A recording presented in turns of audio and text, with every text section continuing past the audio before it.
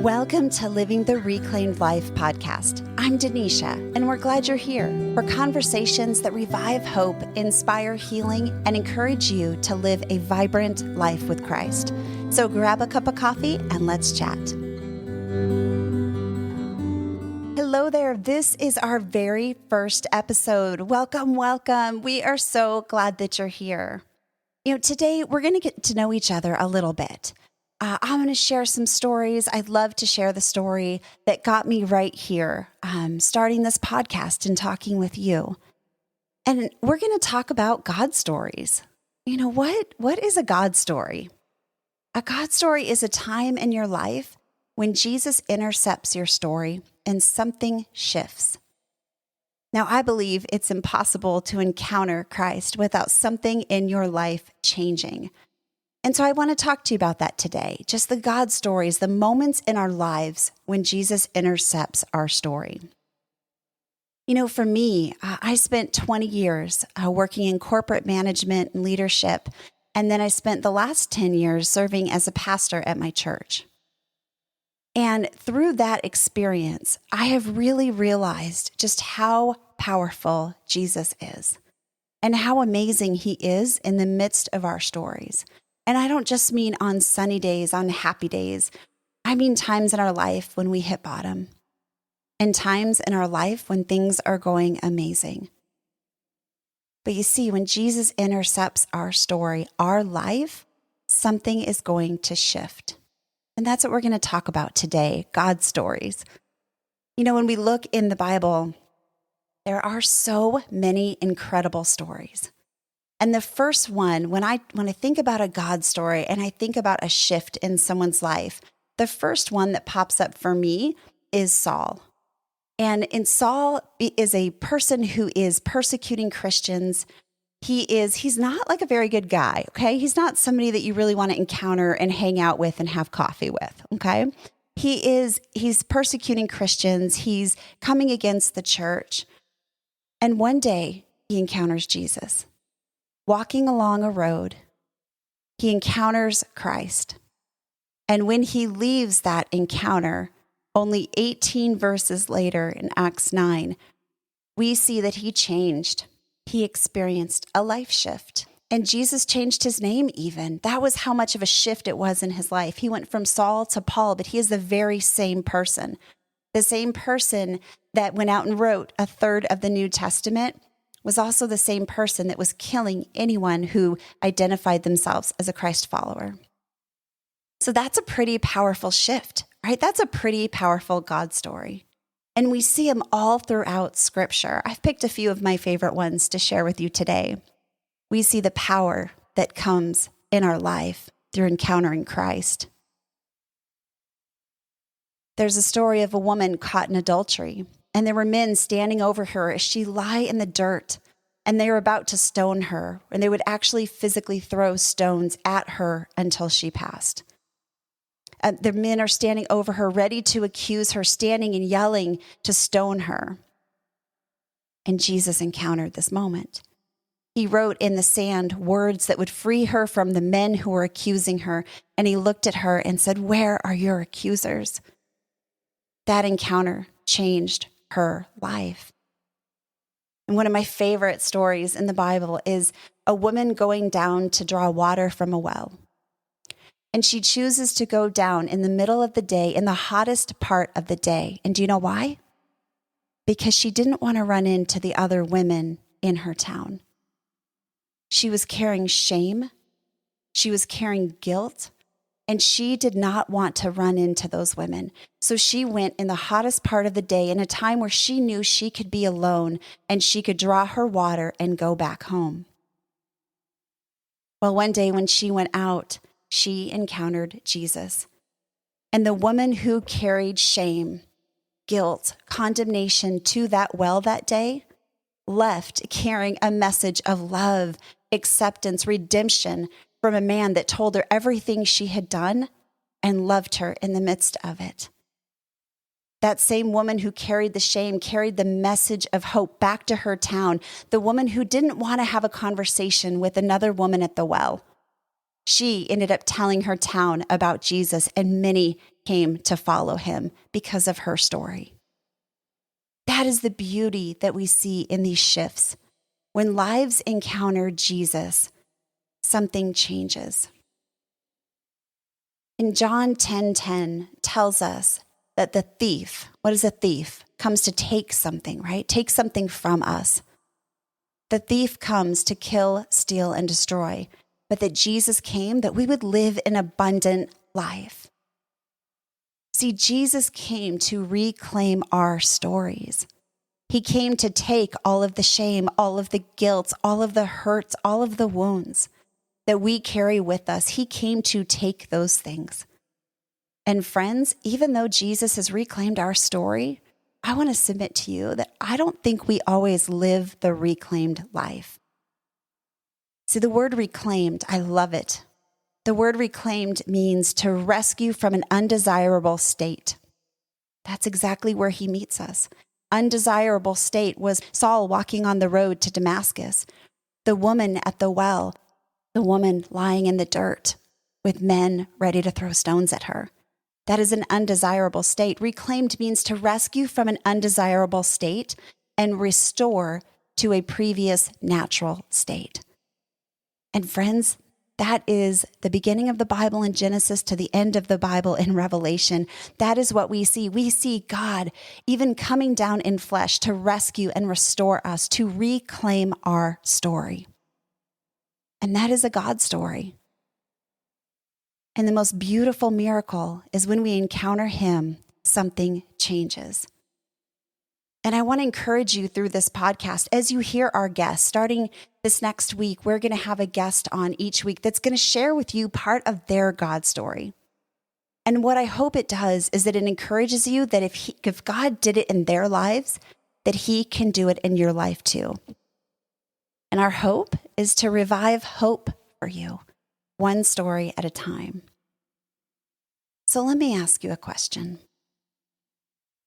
Are you hiding your hurts? Are you weighed down by shame or regret? Do you feel stuck in your life, like something just keeps holding you back? Do you find yourself trying to escape your past? Do you feel alone in your story? Do you believe that God's promises are for other people, but not for you? Well, friends, if that's you, I wish I could just put my arms around your neck and tell you that you're not alone, because those very things is what I carried as well, and still carry at times. I will tell you, I'm definitely in process, right? I don't have everything all figured out, but I definitely have seen the unique perspective that God brings to my life.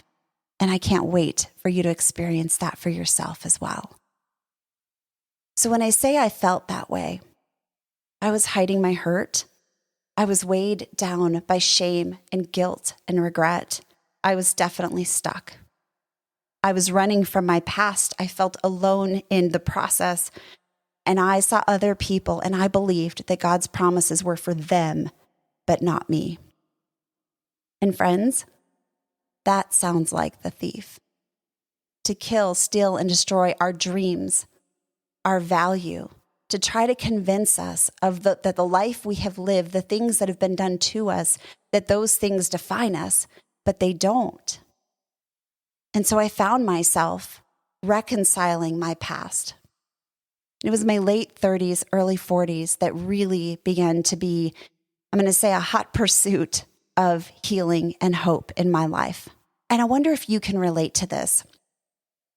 The mental picture that I get is me sitting at a desk. Now, I am kind of an organizational freak, okay? I love Excel sheets. I love 3-ring binders. So maybe this office analogy was God's way of meeting me where I was, where I am. But I imagine sitting at my desk, and I imagine a file cabinet to my left.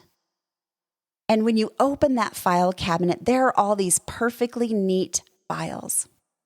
You know, the big green thick ones with the metal on the ends that kind of hold the whole folder up. And then in between those, there's smaller manila folders that contains smaller subjects and times in my life. Well, that file cabinet was really neat, well organized, alphabetized, all the things, maybe even color coded. Who knows? Don't release me in an Office Max. I love it. So there's that file cabinet of all the things in my life that had a place. But those weren't the things that were holding me back, making me feel stuck, weighing me down, causing me to hide. On my desk was a pile of papers, scribbled on, written on, and they were folders there that every time I tried to put them in my neat, tidy little file cabinet, they just didn't seem to fit. They ended up back on my desk. And to describe what is in those folders, what is in those things that they keep popping back up on my desk, becoming a stumbling block for me, becoming a reason that I cannot organize my life the way I want to. See, those are the things in my life that didn't make sense to me. It was the moment at 23 years old when my mom passed away suddenly. And instead of dealing with that emotion, I shoved it under the rug. I took that file folder and went, I don't like how this feels, and I put it underneath the rug. It goes back to when I was 9 years old, and I was being told that my family wasn't my family. I was being lied to. My mom was really ill at the time. I had a lot of confusion and hurt during that time. And I put that file folder and I didn't know what to do with that. So I shoved it under the rug because that is easier. It's easier to shove it under the rug and not deal with it. Or so I thought. A file folder of being 16 years old and being abused both spiritually and sexually by a family friend from the age of 16 to 19. Boy, there's a lot of folders there. And every time I tried to shove those folders into my nice little neat file cabinet of life, they seemed to appear back on my desk. So friends, I took those folders and I went, I don't like this. I don't want to face this. I don't want to do this. And I shoved it under my rug. There are so many experiences in my life that I kept stuffing under the rug because it seemed easier to move on than to deal with them. And friends, it's that very pile under the rug that as I crossed over it to walk through my days, I began tripping over that pile. I began tripping over the things that were under the rug. In my late 30s, early 40s, I felt God saying, it's safe to look. It's safe to pull up the rug. Let's look at those file folders, put them back on your desk, and let's sort them. Let's make sense of them so we can file them away neatly and you can be healed from those things.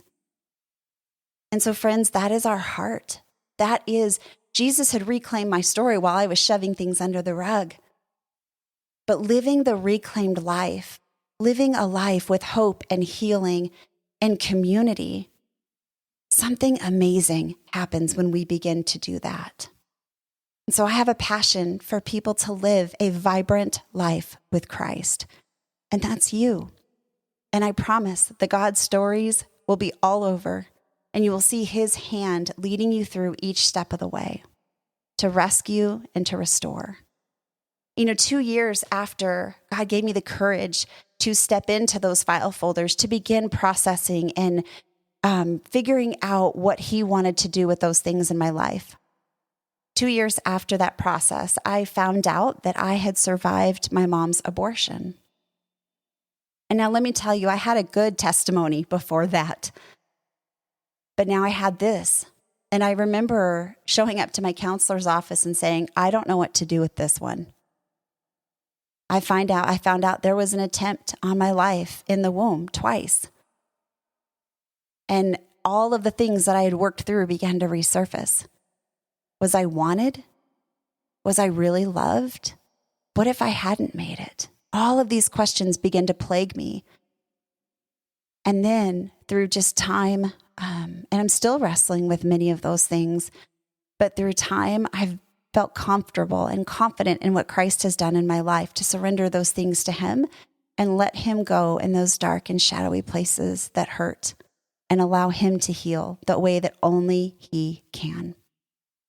To each of those stories from the Bible that we talked about, each of those needed an encounter with Christ. Each of those needed Jesus to be a part of their story in order to reclaim it. And I needed that too. And so we're going to do this together. We're going to do this together, friends. We're going to walk through living the reclaimed life. And let me tell you, there are so many things that I learned through talking with people over the years. And although your story is different than my story, and my story is different than someone else's story, when you take the particularities of our stories and you boil them off the top, what is left in the bottom of the pan is our feelings, our emotions, our value systems. All of those things are left. So I have worked over the years with women who have been in domestic violence. And I know the feelings that they carry. I've worked with women who have had abortions. I've worked with women who have survived abortions. I have worked with women who have had all sorts of trauma in their lives. All the things you can imagine, all the things that are in your story. They've all been experienced by others. You're not alone. And what I came to realize is when you take our individual experiences and you boil it off the top, what's left is the emotions. Because no matter what your story is, if you've had any sort of trauma in your life, we are left with feelings of questions, right? We're left with questions. We are left with feelings of inadequacy, shame, guilt, all of those things that I mentioned. And we are left going, are God's promises really for me? And I promise you, friend, they are. They are for you. So we have a unique perspective, don't we?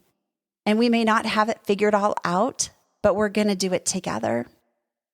We're going to work together and allow God to do what only He can do in our lives as we reclaim our story. And as we step out to not just have a story that has been reclaimed, that we somehow put this beautiful shiny box up on a shelf and continue to live the way we have lived under the emotions, under the umbrella of things, other people's expectations and thoughts and beliefs and voices over us. See, we're not going to do that anymore. We're going to begin the courageous process of living the reclaimed life. And friends, that is my passion. That is our hope for you. Next week, we have on the show, we have Nancy Nelson, who's my executive assistant, and she's going to share a little bit about her story and about a time when she felt maybe God was done with her. How do you move forward in that? What do you recommend to people who feel like maybe they've aged out of the system somewhere in ministry?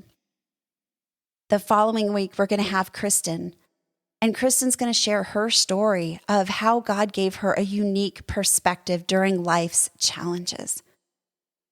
See, her story hasn't been easy either, and I suspect yours hasn't. But she's going to give us the perspective, walk us through the hard things, and walk us through the shift that God made in her life and how she's walking that out. And friends, the lineup we have coming your way to share their God story, to use their story for His glory is pretty amazing. So we are so excited that you have joined us. And I just want to say thank you. Thank you for stepping forward in the courage and the braveness that it takes to not only have your story reclaimed by Christ, but to actually walk out the life that He died to give us. So I hope this has been a blessing in your day today, an encouragement as you step forward. And we are so excited to continue to grow and to share. We have a full ministry behind this podcast.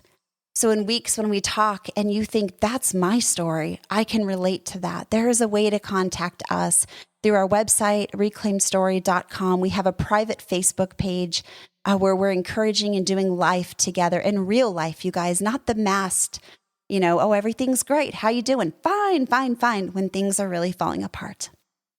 We've created a safe community to do real life together because I believe that that's what we need in order to live the reclaimed life.